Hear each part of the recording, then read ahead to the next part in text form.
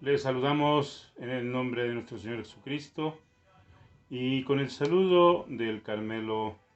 Alabado sea Jesucristo, por siempre sea alabado.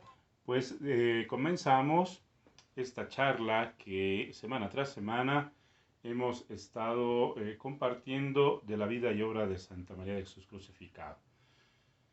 Hemos ya hecho 12 pláticas y seguiremos avanzando con el tema. Realmente la vida de Mariam es tan enriquecedora como la de muchos santos.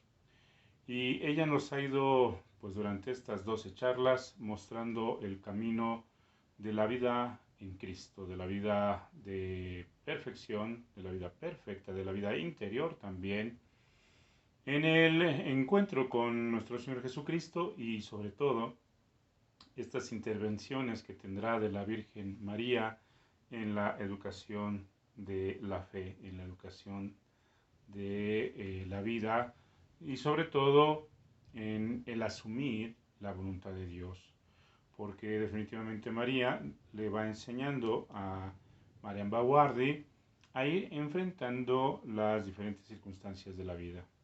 Y no solo enfrentando, sino aprendiendo, colaborando y siempre estando dispuesta. Dicen los narradores y estudiosos de la vida de Santa María de Jesús crucificado que Mariam, su mayor deseo, pues obviamente era obedecer a Dios, pero aprender de la Virgen una semejanza casi total. Se esforzará cada día en imitar, en llevar a cabo las enseñanzas de esta gran maestra, de nuestra Madre Santísima, como maestra y hacedora, intercesora de su corazón. Así que pues hoy vamos a continuar con esta narración del capítulo 3 en otros momentos de la vida de María. Dice de esta manera el texto. Desearía descender con vos al mundo para sufrir. Recordemos que estábamos hablando de una alma virgen que Mariam va acompañando, que va viviendo todo lo que el alma virgen, por voluntad de Dios, se le ha encargado dirigirla para enseñarle las cosas del cielo. Entonces esta alma virgen le dice a Mariam, ¿cómo desearía descender con vos al mundo para sufrir? Para estar más conforme con aquello que es voluntad de Dios, para procurarle mayor gloria, para hacerme digna de acercarme a esta belleza soberana, añadió esta alma virgen. Fíjense cómo esta manifestación, esta conducta de esta alma virgen, aún ya estando en el cielo, desea todavía en su vida espiritual, ella ya está en la presencia de Dios, ya convive de la gloria de Dios, ya se ha pasado todas las pruebas y circunstancias del mundo. Cualquier otra persona podría pensar, o nosotros mismos podríamos pensar, que pues ya no es necesario más hacer nada si ya estamos en el cielo. Pero esta alma virgen todavía anhela más estar cerca de Dios. Eso significa o nos revela que obviamente en el cielo pues están todos los santos, todos aquellos hombres y mujeres que han caminado ya hacia el cumplimiento de la obra de Dios en esta tierra y han logrado llegar a la vida eterna.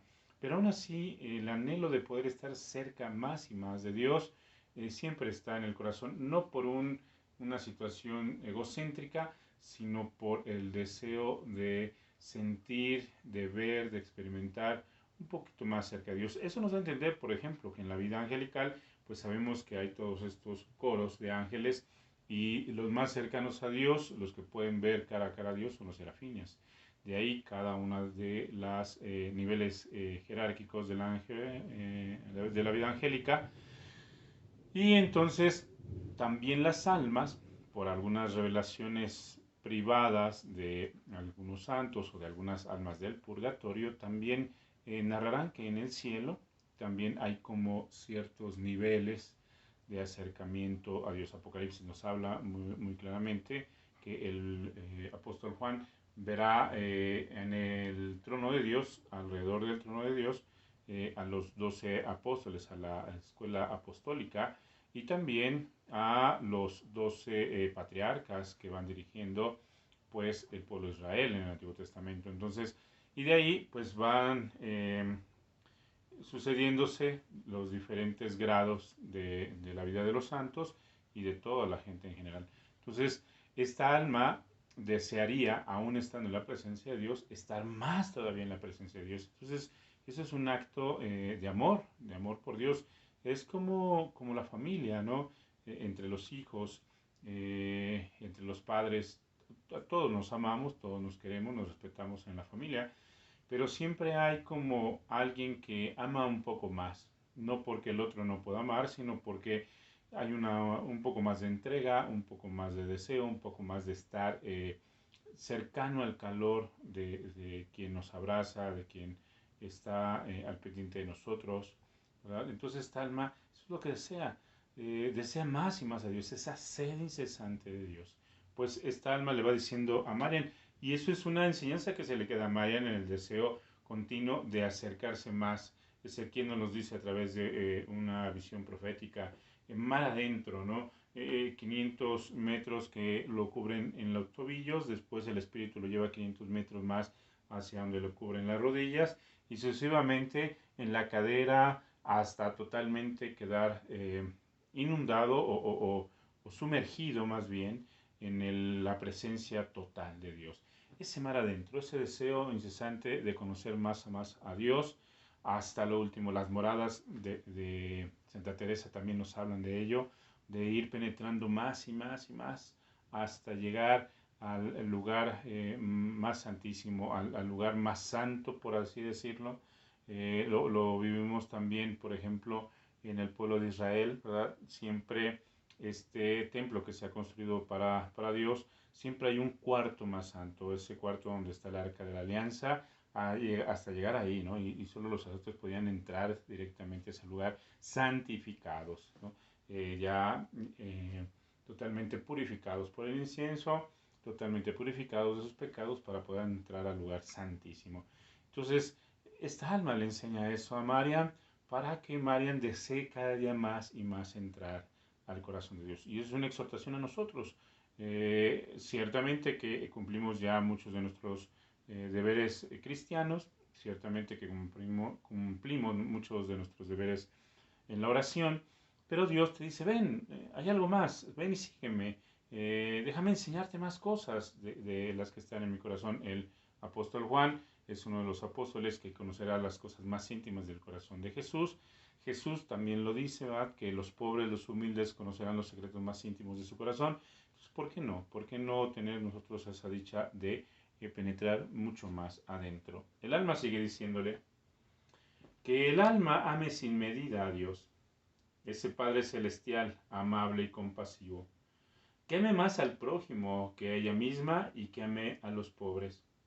Si solo tiene un trocito de pan, que lo comparta con ellos, y la misericordia de Dios, esa misericordiosa bondad de Dios, le dará todo lo que necesita para el mañana y nunca le faltará nada. Que Dios sea el único por encima de todas las cosas.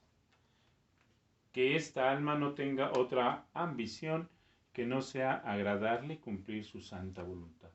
Oh, cuánto agradaría un alma así a la divina majestad. Fíjate cómo esta alma virgen le dice a Marian, cuánto agradaría un alma así a la divina majestad. Muchos de nosotros buscamos agradar a Dios.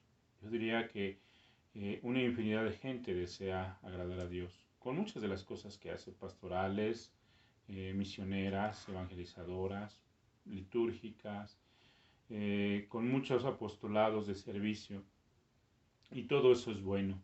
Y en todo ello Dios tiene su presencia y manifiesta su presencia.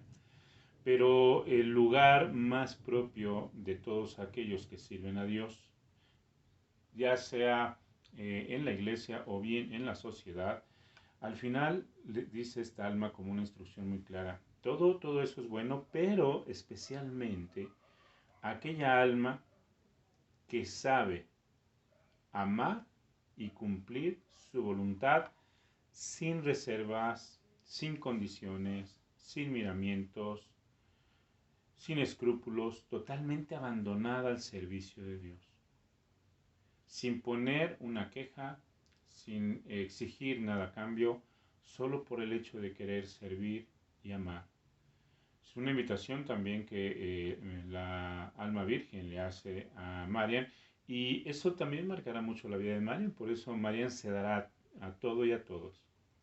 Marian cuidará mucho de los pobres, le dará a los pobres todo lo que tiene, y siempre buscando y escuchando la voluntad de Dios ante todo. Por eso esta frase de la pequeña nada es tan cotidiana en la vida de Marian, porque tiene que olvidarse de sí misma, tiene que una y otra vez humildemente sacrificarse por amor a los demás, pero sobre todo porque es tanto su deseo de agradar a Dios y de amar a Dios que no le importa absolutamente nada de su persona, porque ella sabe que mientras se dedique a las cosas del Padre, el Padre le cuidará plenamente. Y es eso también una invitación a la confianza hacia nosotros, el abandonarnos plenamente a Dios en medio de todas las circunstancias de nuestra vida, sabiendo que Dios nunca nos dejará, sabiendo que Dios siempre estará presente.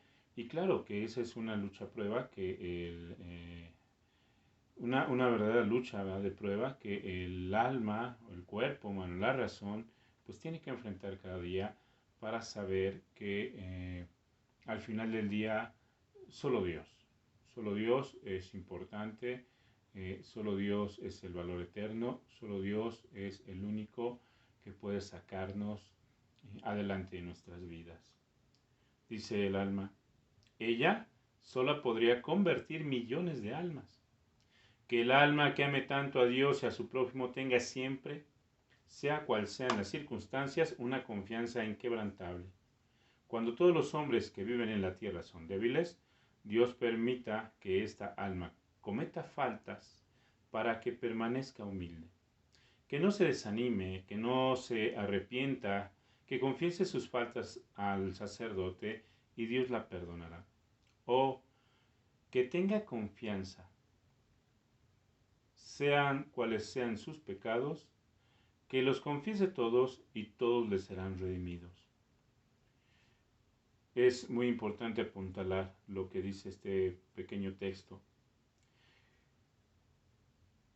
Sabiendo que todos los hombres vivimos en un pecado constante porque nuestra debilidad no la hemos verdaderamente dominado, porque no hemos querido dominarla, porque seguimos dándole rienda suelta a todo el libertinaje de nuestra carne y a todo el deseo pasional de nuestra carne, le dice esta alma virgen a Marian, ojalá hubiera alguien que se donara en esta tierra por amor a Cristo, para que esa donación que esta alma hace por sus semejantes le valiera la oportunidad de, como un alma víctima, sufrir por otros y en este sufrimiento alcanzarles a ellos la gracia del perdón, para que ellos mismos arrepentidos pues alcancen la vida de salvación. Qué importante muchas veces es estos llamamientos, porque finalmente Dios es el que llama a estas almas a donarse junto con Él, a hacerse un Cristo crucificado, en imitación a Cristo, para que este sacrificio de amor por los pobres, y cuando hablamos aquí de los pobres, no solamente estamos hablando de los más necesitados económicamente, sino de los más necesitados espiritualmente. Entonces, esta alma le recomienda mucho a Marian que si ella quiere puede entregarse plenamente por los más necesitados. Y ya cuando entremos más a profundidad de la vida de Marian, te darás cuenta cuáles son los sacrificios que Marian hace por amor a Dios y a sus semejantes. Dice la alma, hay santos en la tierra que, perseguidos por la fragilidad humana, caen en cualquier delito, aunque a veces no sean graves. El demonio pone entonces todo en marcha para intimidar al alma culpable con el fin de impedir que confiese sus pecados. Y le dice, Santa, el sacerdote cree que eres buena. ¿Osarías confesar una falta así? ¿Confesar un pecado a un hombre? No, no lo harás. El alma engañada esconde su pecado y recibe los sacramentos. Un pecado llama a otro y el demonio termina por cegarla hasta hacerle descender a los infiernos. La Virgen insistió en esta verdad. En la confesión no nos dirigimos al hombre, sino al mismo Dios. Fíjense la enseñanza de Marian en este momento que va a recibir de esta alma virgen. Primeramente, comprender que aunque el demonio te atosigue, aunque el demonio te haga creer que no eres digno del amor de Dios, aunque el demonio te haga creer que eres el pecador más empedernido del mundo, jamás escucharle, porque siempre en su habilidad de este ser espiritual, de este ángel caído, la artimaña, el engaño, la mentira siempre está presente y la manipulación sobre todo. Entonces a veces este enemigo busca manipular el alma para que el alma no sienta la necesidad de Dios o sienta que ha perdido plenamente a Dios y que ya no merece el perdón de sus pecados. Y así es como muchos de nosotros actuamos en nuestra vida. A veces en nuestro enojo con nuestros semejantes, en nuestra debilidad de la ira, en nuestra debilidad del orgullo, pues el enemigo nos hace creer que no tenemos por qué pedir perdón, que no tenemos por qué ejercer el perdón, que no tenemos por qué volver a confiar en nadie, que no tenemos por qué dar la oportunidad de nuevamente la reconciliación, porque el enemigo te va a decir, te va a volver a fallar, te va a volver a engañar, o tú no eres capaz de perdonar, o no eres capaz de levantarte, o no eres capaz de volver a restaurar una relación porque no te lo mereces, porque no lo quieres, porque etcétera, por tantas situaciones que el enemigo puede presentar. Y entonces esa no es parte de la voluntad de Dios. La voluntad de Dios es precisamente que volvamos nuevamente a fraternizar como hermanos. Por eso Jesús invita mucho al perdón, a la reconciliación, a este sacramento de la confesión, para que libres de todo pecado, absueltos de toda inmundicia, el alma se sienta libre de volver nuevamente a brindar su corazón, ¿verdad? La segunda mejilla de Jesús es precisamente eso, que a pesar de que le han traicionado, él vuelve nuevamente con el deseo de confiar en los hombres, sabiendo que los hombres reconciliarán su error y que volverán a confiar en Jesús. Entonces, la segunda mejilla de Jesús no es para hacer vuelta a golpear. La segunda mejilla de Jesús es volver a la confianza. Ya de ahí a que el hombre quiera o no, eso es otra cosa. Pero la invitación de Jesús en la segunda mejilla es a la confianza. Y Marian, aun a pesar de lo que pasará en toda su vida, siempre buscará confiar en el hombre, porque ella sabe que en el hombre también está Dios, porque Dios lo ha creado. Entonces Marian no puede ver la vida del hombre como una debilidad constante en la confianza y en la conducta, sino en la oportunidad nuevamente de reconsiderar y de caminar por la luz y caminar por la fe y caminar nuevamente en el ambiente de la comunión, de la comunicación, de la convivencia. Pues hermanos en Cristo, aquí cerraremos la enseñanza de hoy. Mañana hablaremos sobre este tema de la confesión, de la invitación que esta alma virgen le dice lo importante que es poder ir en busca de el sacramento de la confesión para ser liberados de nuestros pecados. Pues gracias hermanos en Cristo y nos estamos comunicando a través de este medio en la siguiente cápsula.